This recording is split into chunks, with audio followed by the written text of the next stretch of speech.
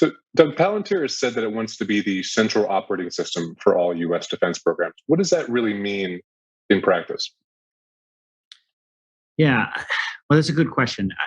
So if you think about how Palantir started and the challenges that we were facing, it was about connecting information hubs, databases, sensors, and so forth to help people make decisions.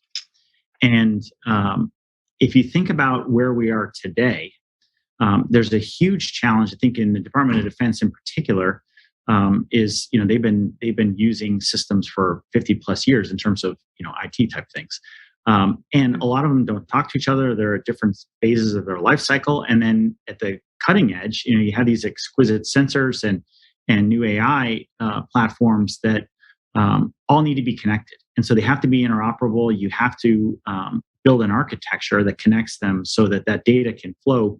And that people can make decisions. So that's the core of our business. When you talk about the operating system, it's about facilitating people making decisions. Just to take one recent example, Palantir was not long ago awarded a contract to provide the data fabric and analytics foundation for the Army's Capability Drop 2 program. How will that be executed, and how does that kind of show, again, what Palantir is doing?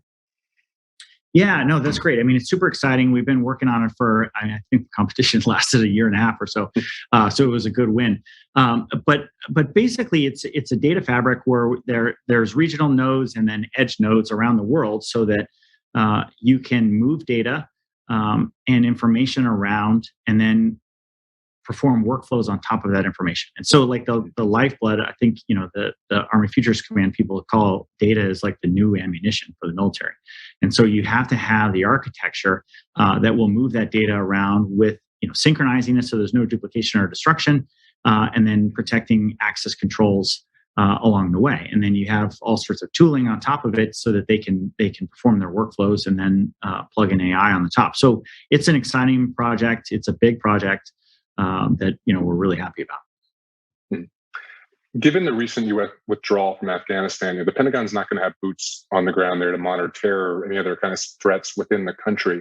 So again, thinking about data and how it can help us gather intelligence, and how can Palantir's work help manage what's going to be an over-the-horizon approach to Afghanistan going forward? Yeah, so I mean that specific problem really highlights one of our most recent product innovations. We call it an AI inference platform. And so what that platform allows the DoD and some commercial customers to do is move AI to the edge. And so what we allow is take AI vendors, either it's us or other third-party vendors, can now collaborate with micromodels on drones, on submarines, on vehicles, on planes, and even up to satellites. So that's super exciting because there's a bunch of challenges with AI.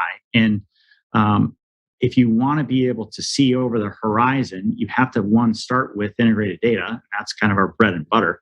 And then once you have that, then you can start to apply artificial intelligence. And so it's super exciting, but what it allows you to do then is you can use very specific models. You can change the models on the fly. The models learn faster, and you can help people make decisions faster because that's what you need to do. Now, you yourself actually served with special operations in Iraq, Afghanistan, Pakistan in the 2000s. I'm just curious, how does the ability for troops and officers to really process data in those operations differ now? Again, thanks to the work of Palantir and other companies, compared to your experience being in the field in the past? Yeah, when I discovered, I started Palantir, I started the defense business, so I know, none of this stuff existed. And so my time as a commander, there was so much information, and most of the time you couldn't get to it. And so you didn't know what you didn't know. And so it was hard to keep track of the information you did have, but then processing like national level capabilities or new innovations, many times we would have these exquisite sensors or things, but you didn't have access to them or know that they even existed. And so, one of the things I think about is like a lifetime of service to the nation is this idea that helping them bring all the decision-making ability, like in terms of bringing this information together so they can make better decisions. I mean, it makes me super proud. It's more and more complex every day, and young commanders have to do a lot. And so, I personally really enjoy helping them. You talk about AI, and it's always sort of interesting to tease out. We talk about data science, talk about AI, but specifically, the role that AI is going to come in bringing all this data together. I mean, it's not like a decision-making process, as far as I understand, but is it rather sort of here's a very efficient way to collect, collate, and analyze what just is an ever-increasing stream of data in the battle space or just within the defense sphere more broadly. Well, I mean, AI certainly has a role. So the biggest challenge that you're going to see with near peer competition is you have to make decisions. It all goes back to decision making, and you have to the best of your ability, get all the information in front of you as fast as possible and make an informed decision. I'm not a big fan of taking the human out of the loop here, but it's about giving recommendations and having the humans see things that they would never be able to see. And so again, that starts with having integrated data.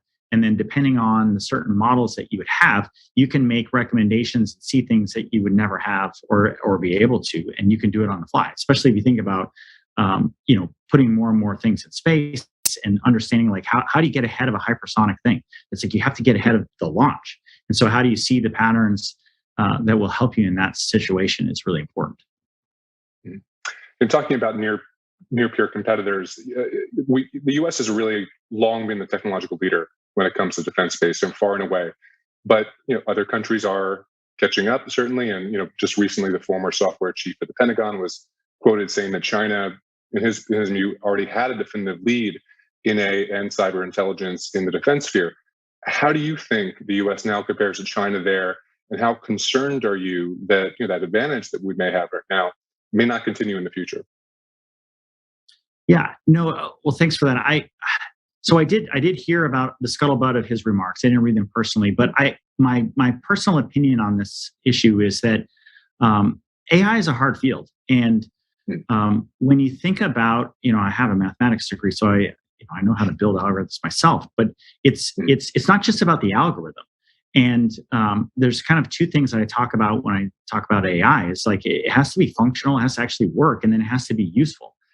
And so there's no doubt that China is throwing a ton of energy into this, and that they probably have more AI projects than we do.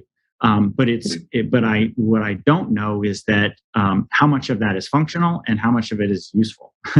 So that's a really hard challenge. And so, but my personal opinion on this is that we can't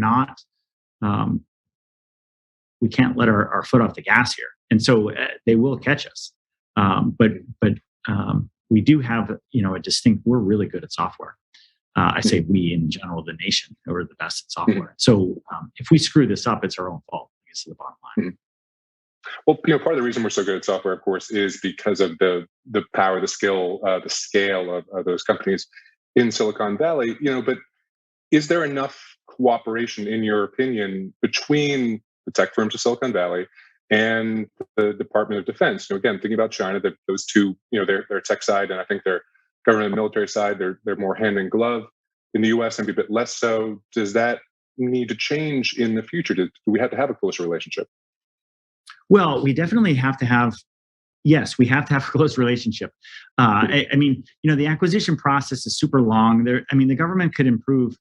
The government needs to stop working against commercial entities and work with them in terms of like picking winners, investing in this, and wanting to win. And so, again, it's like if we have the best and brightest startups who are trying to work on this and they can't get contracts or help in any meaningful way, that's not a good thing.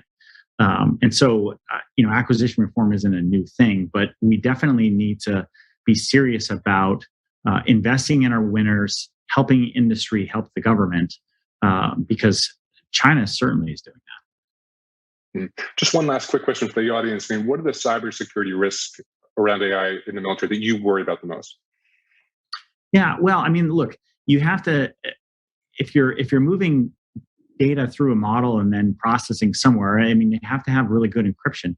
And so, figuring out, there's always problems with space and thinking about what unknown risk is out there. But as a safety thing, it's like AI is very specific in terms of what the model is built around and what sensor it's working on, and then what learning data that it's built off of.